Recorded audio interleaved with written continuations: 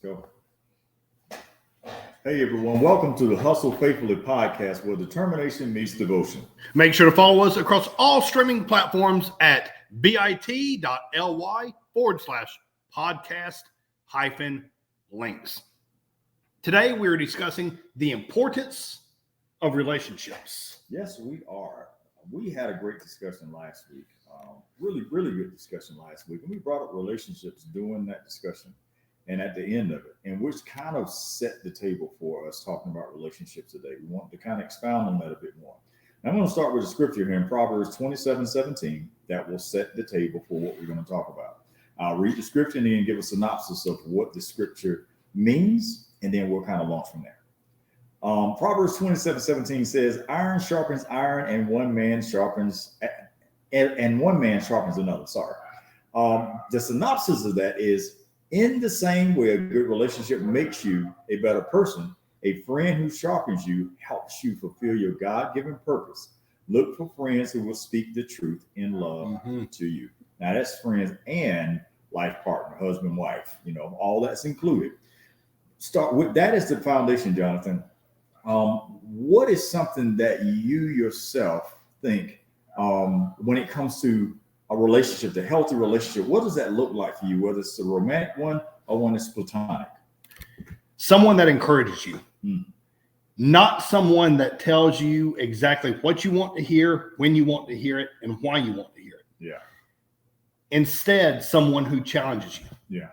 Someone who may play the devil's advocate and say, hey, look, this is great. What about this? Now, that's not to get you to question yourself by any means. Yet it is the situation to help you grow. Because when you have a situation where somebody's always going to tell you, yeah, Ricardo, that's right. That's the way it should be. And then you get 2 months, 3 years, 6 years, 10 years down the road, and everything's still the same. Right. Why is that? That's because somebody's saying, that's the way to do it. Right. Keep on with that path. A healthy relationship to me is somebody that will challenge you, somebody that will help you grow, somebody that will say, you know what? That is great when they feel that it's great. Yeah, when it's the thing of, no, that's completely stupid. Now, it might be better that they don't come to you in that tone. Right. Yet they can come to you. I had a conversation with my wife just yesterday, and we were talking about something very similar to what we're discussing right now of, do I sometimes set my sights too high, my goals too high? And see, here's the thing is, I have always been one, set your sights and your goals high. That way, if you fall a little short, at least you're still in the stars when you shot for the moon. Right.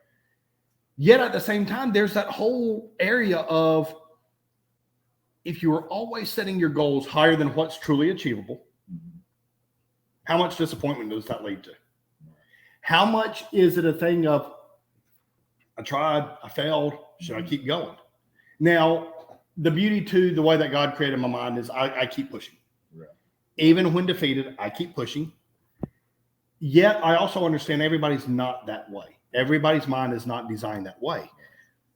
So how much do you set goals that are, okay, this is easily attainable so that you can say, yeah, check mark, I made it. Versus this one will take a lot of stretching. Yet when you stretch and you make it, man, the feeling of accomplishment.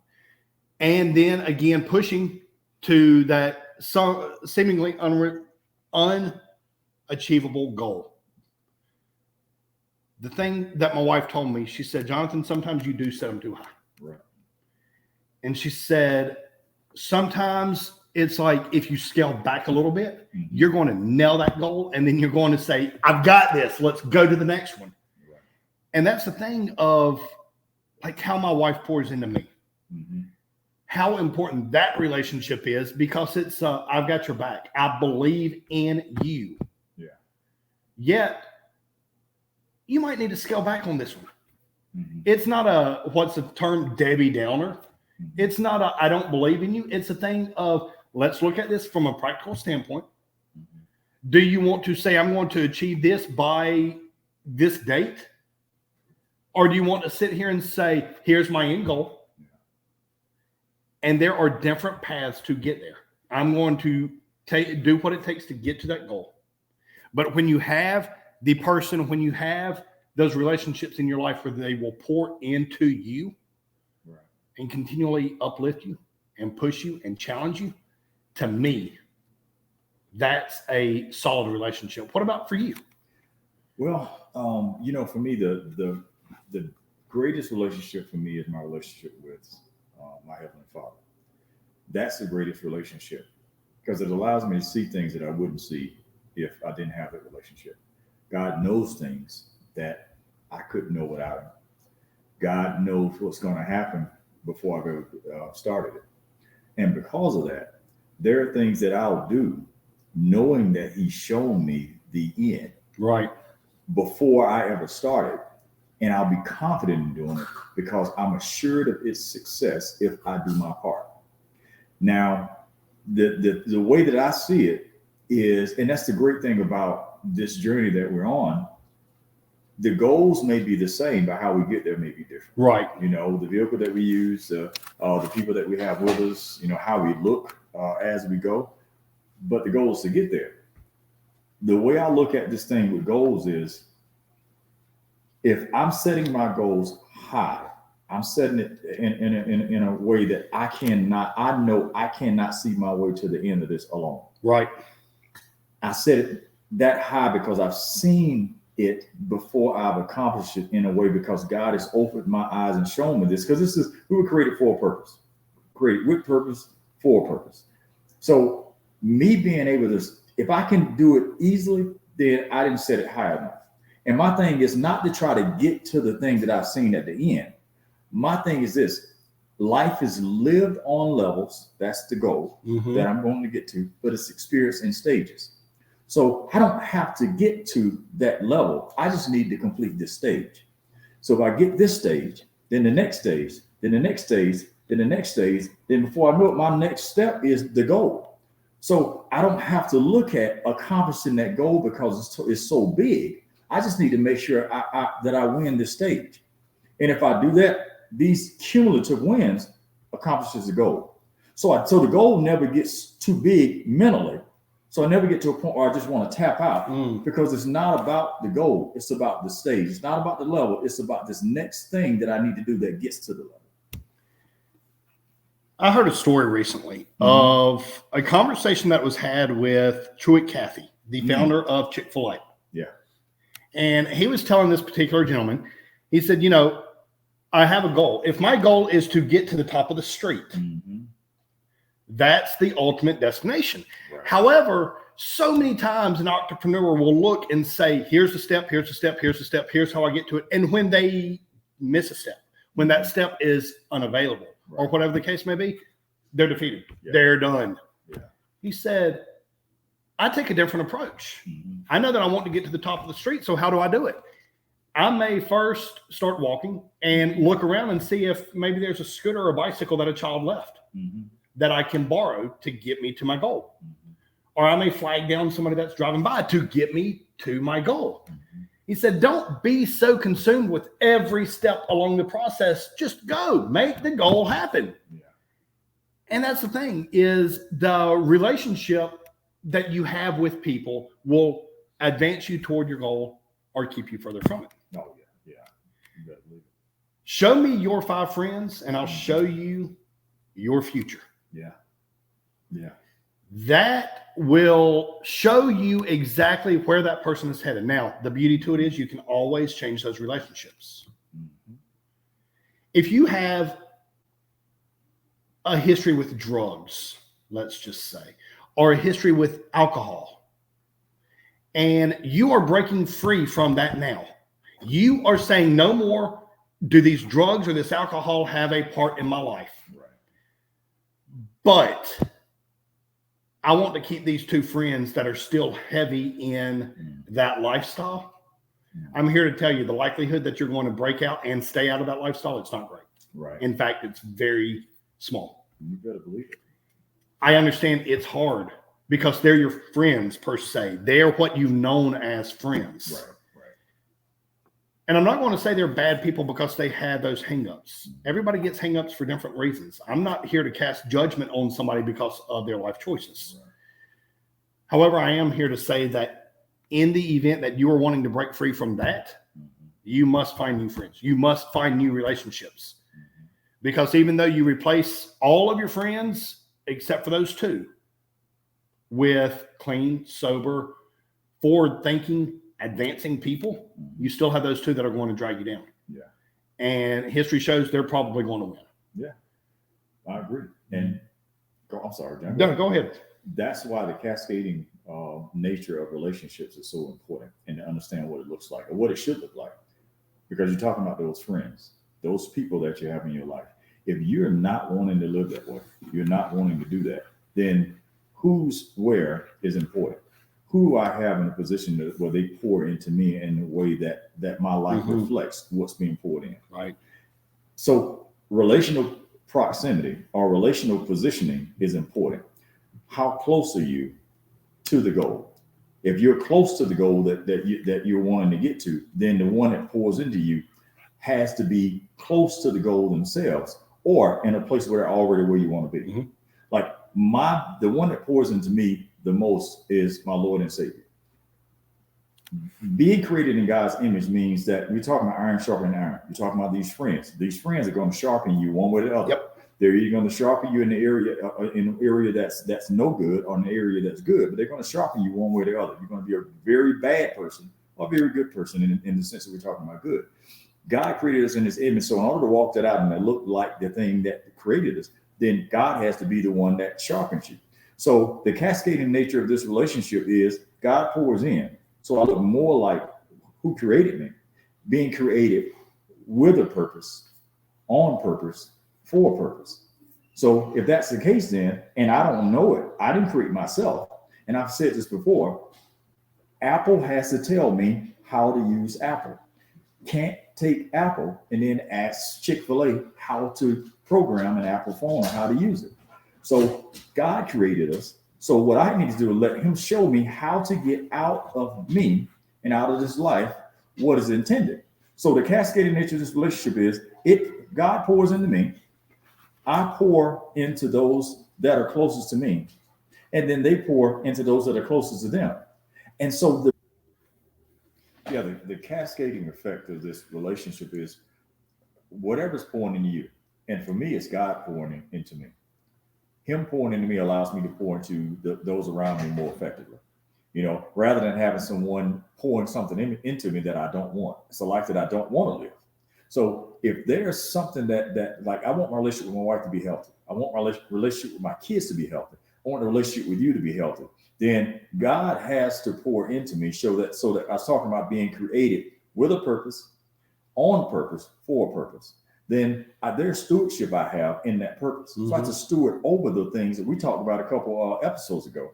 I have to steward over these things that allows me to give to others what God has given to me that was never for me. It was to show him and make him known. Where I show what God has given me, I propagate that image of God in the relationships that I have.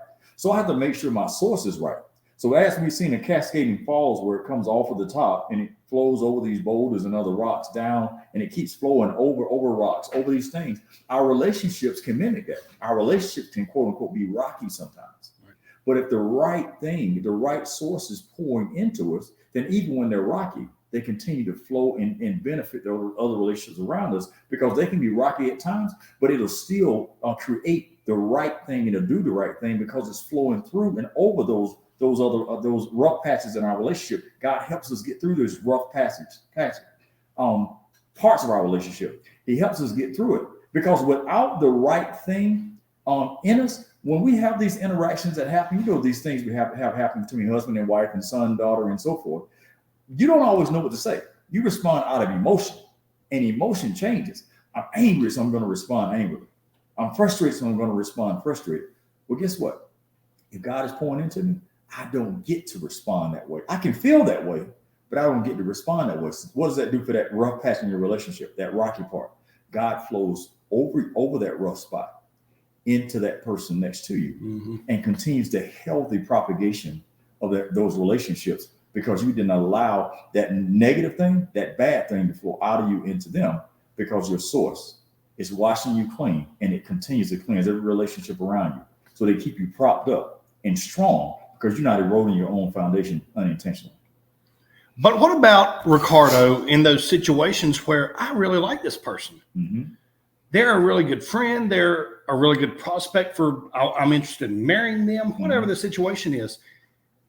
Yet, no matter how much you push, no matter how much you go for it per se, there's something there that stops it every time. No matter how hard you push, no matter how much of your life you give to this person for this cause, something always stops it. That's just annoying. So what happens in that case? Do you just wash your hands, throw in the towel and say, okay, I'm done, I tried? Or do you keep pushing for it? When do you know when to continue? When do you know when to say, okay, I'm taking that as my sign, it's time to stop? Reevaluate, retrain, reposition, or remove. Those are the 4 steps when you talk about relationships. I reevaluate this relationship, based on where I am, where they are. If it's somebody that I really like or really love in my life, then I retrain them if they're willing to be retrained. If they don't have the capacity, even though they want to, they don't have the capacity to be able to perform in the area that I've had them in my life, then I reposition them. Don't get them out of my life. I just reposition them, because they can't be here, because I've grown to a space where I need somebody that has a different skill set or a different capacity to be here, because someone who doesn't have the right capacity or right skill set can't be that close to the goal, because they'll cause an issue or a clog in the pipe, so to speak, where everything is flowing, and they'll become the clog in the pipe because they don't have the capacity to handle what's coming their way. So I need to reposition them, because I want them here. They're good in the area that they are, but they need to be moved a bit further from the goal, but still positioned to help me succeed and for me to help them grow. Right. But for the ones who can't be retrained or don't want to be, don't have the capacity, don't want to be repositioned, I have to remove them. Because at some point in time, no matter how much I like you, if I can't reposition you or retrain you, there's no other place for you but to go. You have to go. And it's not one of those things where I'm saying no to you in my life. I'm saying yes to the success of everything in my life. Bingo. That's what it is. It's not saying no to you. You can take a person and say, well, he did so. No. I chose the success of my life over choosing a relationship that would hinder the success. Right. So that's the way that I would approach it. Those 4 things: reevaluate, retrain, reposition, or remove. Removing can be one of the most challenging, most painful things ever, though. Yes. But what about all the pain that I'm about to go through when I remove this person from my life? Because there are times where that person has to just be removed completely. It's not a thing of repositioning them to somewhere else. It's a thing of you must get them out of your life. When I first started my very first business, I was 19 years old. The very first thing that I did was I wrote down a list, and my knowledge of, well, I'll just say what I deem a success has changed a lot in 19 years. Yet at that point, and I didn't have a very open, wide database. I didn't have a lot of people to pull from. But what I did do is pull from who I could. Right. And I looked around, and I remember one of the very first people that I reached out to was a man that owned a car dealership, a very, very large Ford dealership. And I called his office and I said, I would like to have a meeting with Mr. Vigil. His name's Alan Vigil Ford. And I was shocked. They put me through to his office and he answered the phone. And he set up a meeting. I will never forget. I felt out of place. 19 years old, walked in. His office was immaculate. Would you like some coffee? No, thanks. I don't drink coffee. He treated me just like anybody else. He didn't treat me any different because he was wildly successful. And I remember him saying, I asked him, I said, Mr. Vigil, how do you know when to fire somebody? And he said, Jonathan, find out what they are at the job for. He said, you know, there are people here, and keep in mind, this was in the early 2000s. He said, there are people here that come to work for me that they feel like they have to make 6 figures a year. They have to make it. If they're not making that, they just don't feel fulfilled. They don't feel successful. And they may do that in car sales. They may do that in other departments. But he said, when you put them in that department and they realize this is not for me, I am not a good salesperson, I cannot handle this job, you don't just fire them. You find out what works for them. He said, I have had people that were hired in to make 6 figures, and they now push the broom in the shop, making $10 an hour. And really, that's about all they're ever going to make. He said, but they are so happy. That's where they belong. And the thing is it's all about those relationships. If you come in with this person to say you're going to fulfill this duty within this job or this duty within this relationship, and they don't, do you just kick them to the curb? Or do you look and you say, you know what, maybe you're better suited somewhere else in my life? I had a very dear friend. He was part of my wedding that we were close. And well, I felt we were close.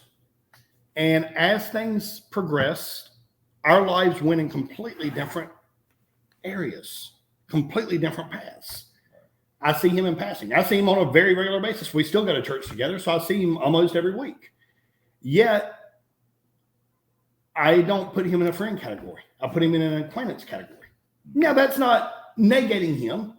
That's not saying I'm better than him, he's better than me. Nothing like that. It's just, like you were saying, sometimes you have to reevaluate. And I'll be real with you. It was hard for me. It took me a long time to really come to grasp with that relationship has changed. Yeah. Sometimes there's minimal things like that. At the time, it felt huge. Right. Now, in hindsight, it was minimal. There's also those types of times where you have to reevaluate the love relationship that you're in. Sometimes it's not working. Sometimes you need to approach it differently. Both of you need to approach it differently. Right. Because with a relationship like that, it takes both of you putting your entire heart into it in order for it to succeed. I don't care how much one of you wants it. Yeah. If both of you don't, it's not going to work.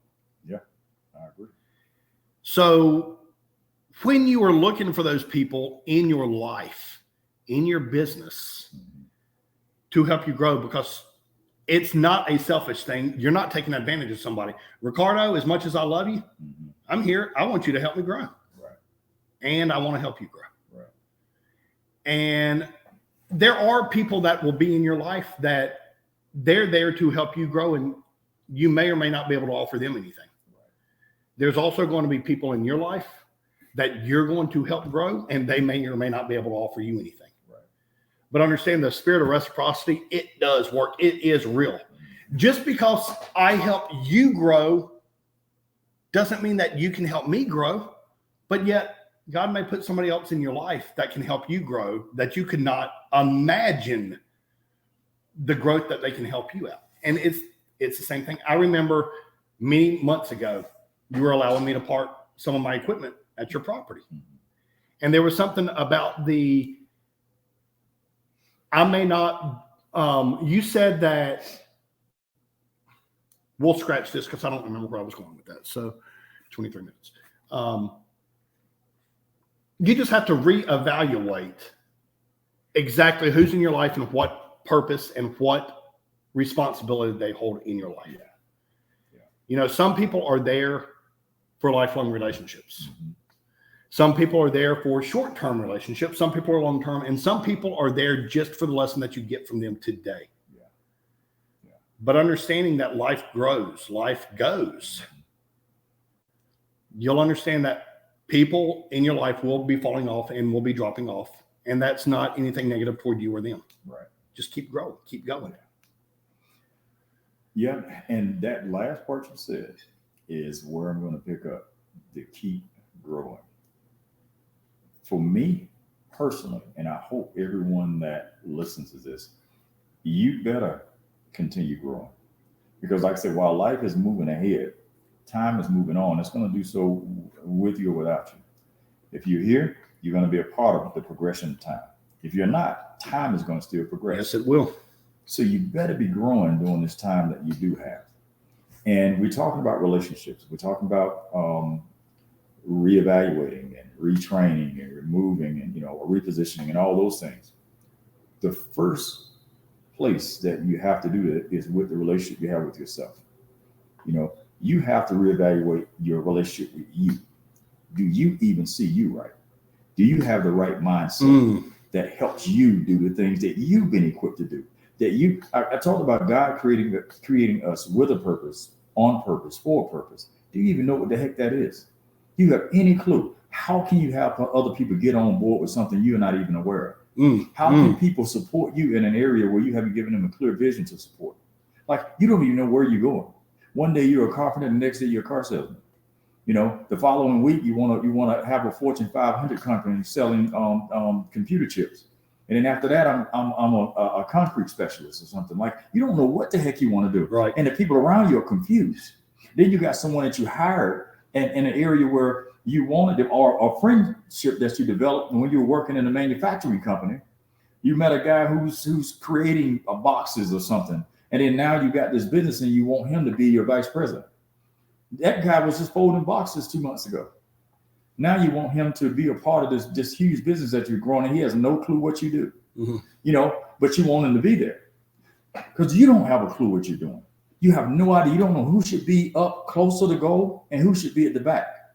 You got people in wrong positions because you're wrong positions. You haven't even evaluated your own relationship with your own self, where you're able to see things clearly, because you have not exposed yourself to what it is that you've been created for, what it is that God has given you. What gifts do you actually have?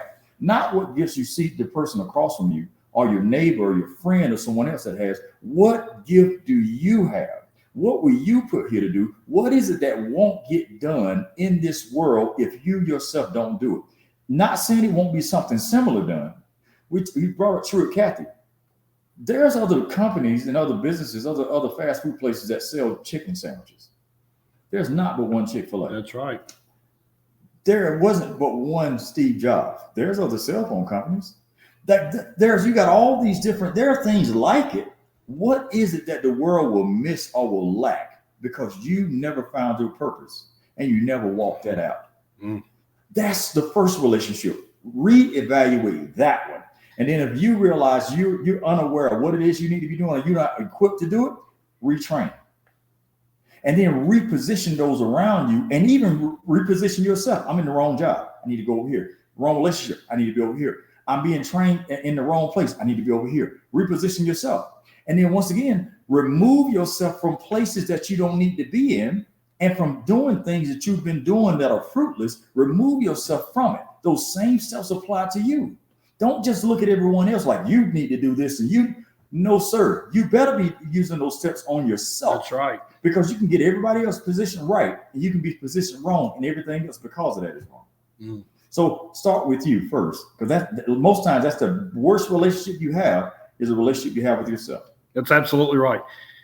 If someone was to come into your home and drop trash everywhere, how long would you let them stay there? If they were to come in today and they were to drop a little bit of garbage here, come back in tomorrow, drop a little bit of garbage there, and just do that day after day. What if they came in multiple times every single day and did it every single time? Right. How long would you allow them in your house? Yeah, right. Probably not long. Right. Yet, how oftentimes do you dump garbage into your own head about who you are and who you are not? Yes, sir. Daily, you're telling yourself, this is who I am, this is who I am not. If you're not going to allow somebody to come in and drop crap and garbage all over your house, don't do it to yourself.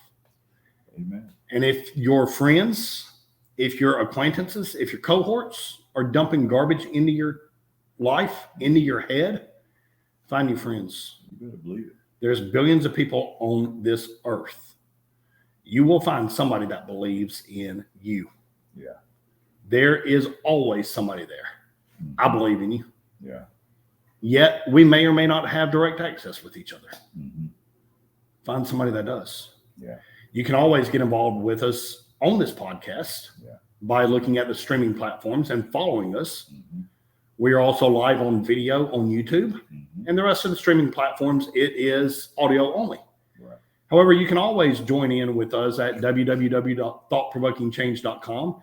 Ricardo and I both are members over there, and we enjoy getting to know the people of the community. We enjoy being able to pour in and inspire those in the community, those on this podcast, and those through the books that we write. Right. It is all about finding those relationships. And when you feel you don't have anybody, find your relationships in the book. Right. The best book is the Bible. You better believe it. You know, Bible, basic instructions before leaving Earth. There you're going to find your answers. You better believe it. Because you're leaving here eventually. Yeah, you are. So you better be ready. You better be ready. You need to do the work right now. And when I say right now, I mean just a minute ago, when I said that, that's when you needed to do it, not when I'm saying That's right. now. Because we talk about this time and time again. You cannot assume that you have more time than the time you have right now. All I have is literally this moment that I'm talking. And this is not saying this like, oh, he's just saying that and all this, you know, these biblical cliches and these things that people say, just these cliches people use constantly day in and day out. No, time is literally of the essence. Like right now is just it. There is really everything is past and future. There's really nothing that's present, because as soon as I say it, as soon as a sound is made, it's already past. Immediately. It's so everything right now is either happening forward for you or it's hindering you because you're stuck behind. You're looking behind you. So my thing is, own the time you have right now. Right now, own it. Do every single thing you can in this moment. What me and Jonathan are doing right now is fruitful.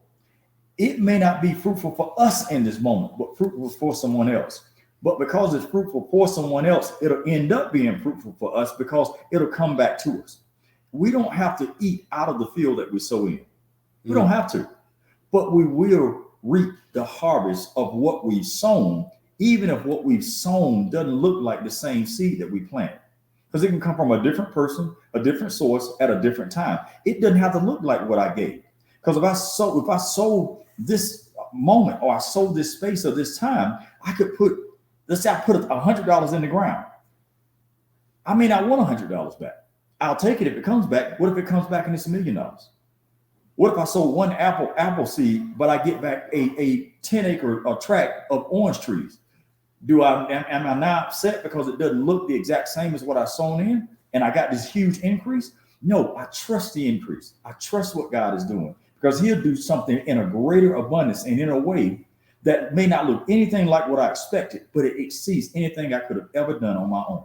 So gratitude, we talked about that before.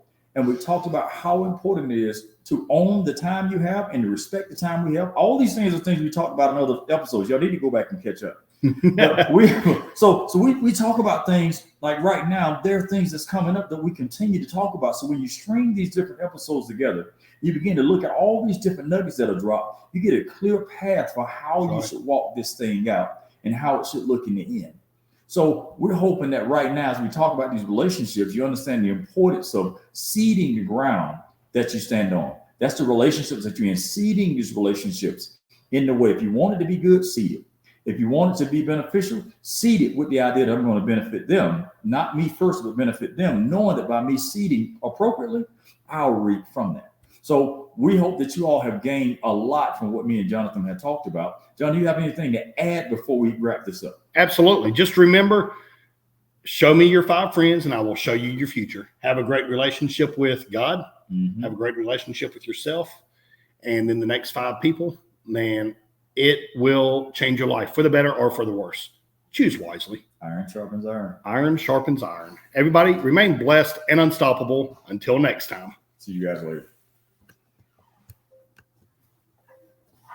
That was good, man.